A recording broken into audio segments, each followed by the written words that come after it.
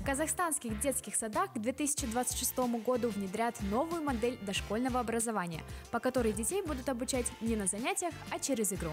В некоторых садиках уже практикуют такой способ обучения. О том, насколько такой метод эффективен, сегодня нам расскажет воспитательница Алматинского детского садика Индира Керимбекова. В игровой форме дети ближе к тебе.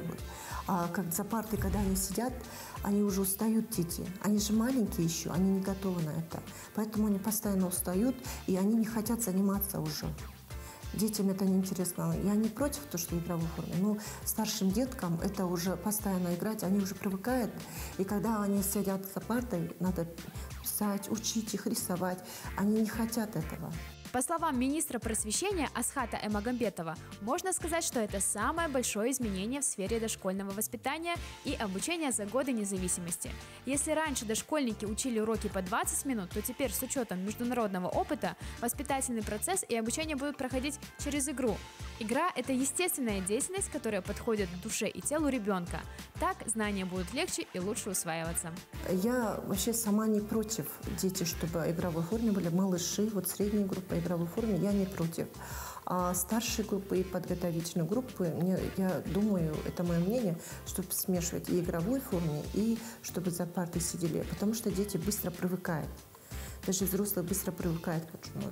Поэтому дети тоже быстро привыкают, поэтому я хочу, чтобы смешивать и игровой форме, и чтобы они сидели, готовились к школе. Сегодня в более чем 400 школах США, Индии и скандинавских странах применяют Майнкрафт в обучении, а в Швеции даже ввели обязательное обучение по игре. Разработчики школы Кола тоже активно занимаются воссозданием литературных миров Майнкрафт. Их дебютной работой стала адаптация сказки Пушкина о мертвой царевне и 7 богатырях. Прохождение ориентировано не только на литературу, но и на междисциплинарное обучение. Идея была в том, чтобы создать сюжет, который будет близок аудитории и родителей, и детей. Дети это читают в школе, а родители, когда слышат, что это сказка Пушкина, становятся более благосклонными. В игре создали большую локацию с древнерусским городом, воссоздав все по описаниям Пушкина. Тут есть ключевые локации и ключевые персонажи сказки.